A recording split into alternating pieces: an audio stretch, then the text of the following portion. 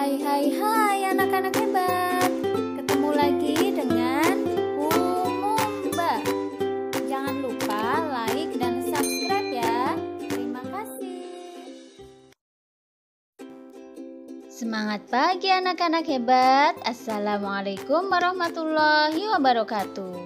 Hari ini kita akan belajar tema 2, subtema 2, pembelajaran yang kedua.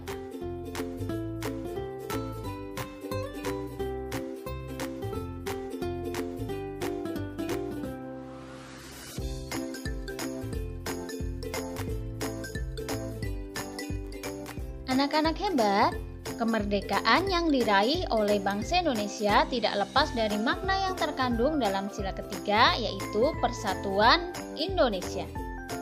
Mengapa persatuan dan kesatuan penting? Apa yang akan terjadi jika negara kesatuan Republik Indonesia tidak bersatu? Ayo kita pelajari. Meskipun Indonesia terdiri atas ribuan pulau yang membentang dari Sabang sampai Merauke, dengan penduduk yang berasal dari latar belakang dan kebudayaan yang berbeda-beda, namun dengan semangat persatuan dan kerjasama, bangsa Indonesia mampu mengusir penjajah dari bumi Indonesia. Bersatu kita teguh, bercerai kita runtuh, adalah semboyan yang sering didengungkan untuk meningkatkan semangat persatuan pada masa penjajahan. Amati gambar dan baca teks berikut ini. Kami berbeda, namun kami bekerja sama. Matahari belum tinggi ketika Edo, Dayu, dan teman-temannya bermain di halaman sekolah. Ada yang bermain lompat karet, ada yang bermain petak jongkok, ada yang bermain congklak di selasar kelas, dan sebagian lagi ikut dalam permainan rangku alu. Edo, Dayu, Siti, Udin, Beni, dan Lani memilih ikut permainan rangku alu bersama beberapa teman lain.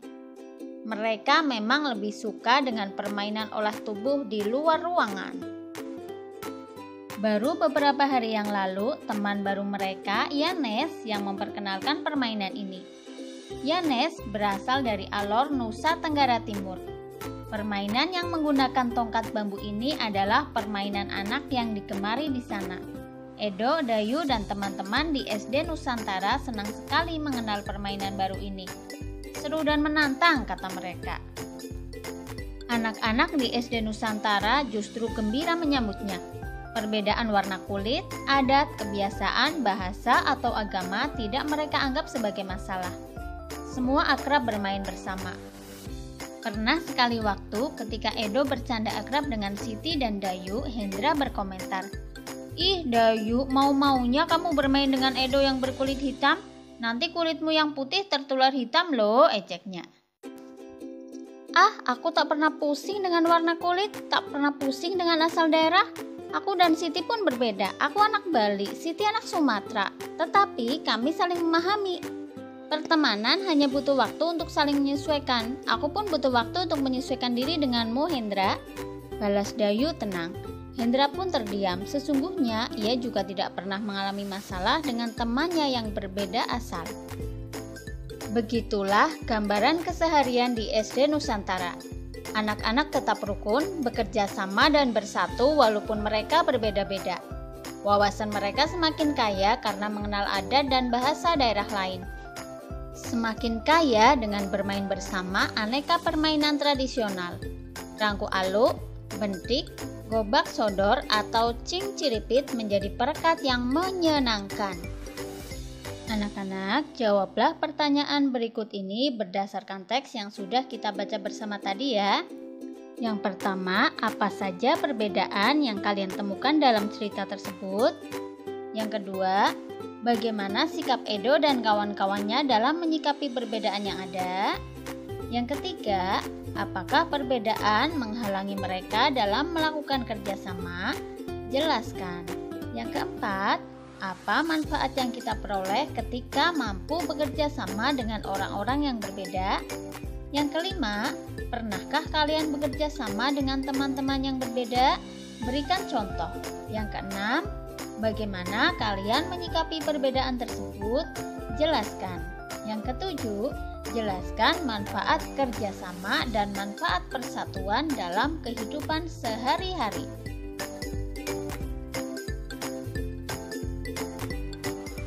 Anak-anak hebat setelah mempelajari bagaimana siswa di SD Negeri Nusantara menjalin kerjasama dan persatuan dalam keseharian mereka, sekarang saatnya kalian menuangkan manfaat persatuan dan kesatuan dalam kerangka Negara Kesatuan Republik Indonesia dalam sebuah cerita.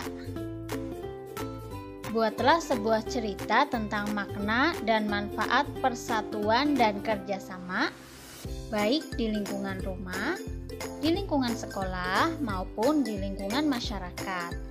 Kalian boleh berdiskusi atau minta pertimbangan orang tua ya untuk membuat cerita ini, agar cerita kalian semakin menarik. Anak-anak hebat, tahukah kalian bahwa kerjasama dan persatuan juga penting ketika kalian menampilkan tari secara berkelompok? Apakah kalian masih ingat tentang pola lantai ketika menari? Ada pola lantai horizontal, pola lantai vertikal, pola lantai diagonal, dan pola lantai garis lengkung. Nah, sekarang kalian akan menerapkan pola lantai tersebut dalam tari indang yang berasal dari Sumatera Barat. Amati gambar-gambar berikut ini dan baca penjelasannya tentang pola lantai dalam tari indang. Anak-anak, bisa kalian amati dari gambar berikut ini, pola lantai tari indang memakai pola lantai yang mana ya? Iya benar, memakai pola lantai horizontal atau lurus ke samping. Gerakan yang pertama, tangan kiri menumpu tangan kanan membentuk sudut siku-siku, sembari menggerakkan ujung-ujung jari agar berbunyi tuk. Dilakukan bergantian selama 3 kali. Kemudian tangan kanan diayunkan ke arah kiri sehingga posisi tangan kanan menumpu tangan kiri. Dilanjutkan gerakan kedua, tangan kanan ke depan, kemudian memukul lantai bagian depan badan, sedangkan tangan kiri ke belakang, kemudian memukul lantai bagian belakang badan. Dilakukan secara bergantian selama 3 kali. Selanjutnya, tangan kanan dan kiri ditarik ke arah badan membentuk sudut siku-siku, atau tangan kiri menumpu tangan kanan. Gerakan ketiga, tangan kiri ke depan, kemudian memukul lantai bagian depan badan, sedangkan tangan kanan ke belakang, kemudian memukul lantai bagian belakang badan. Dilakukan secara bergantian selama 3 kali.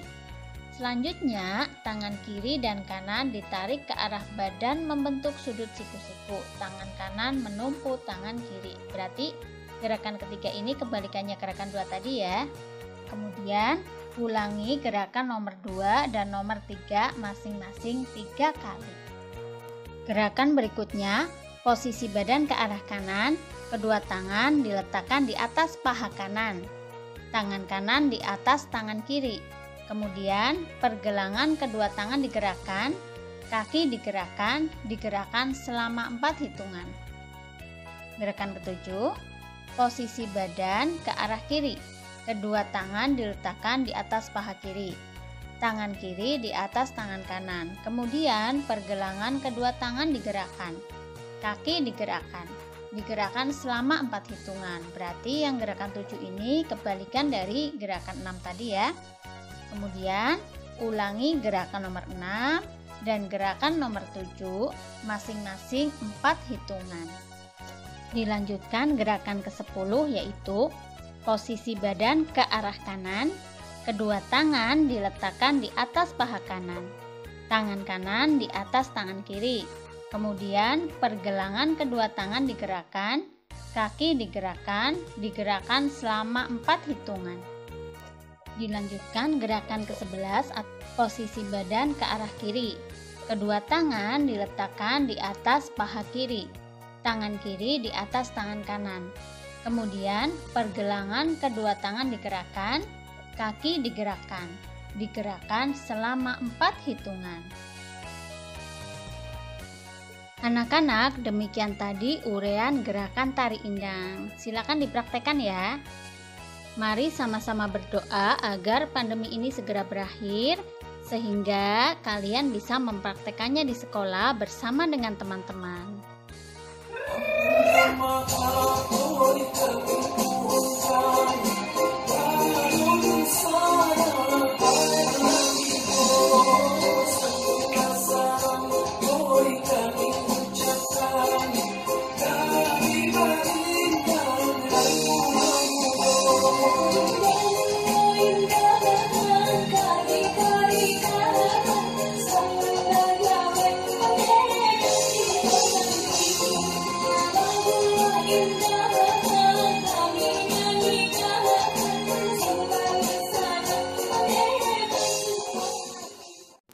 Anak-anak hebat, alhamdulillah pembelajaran 2 sudah selesai.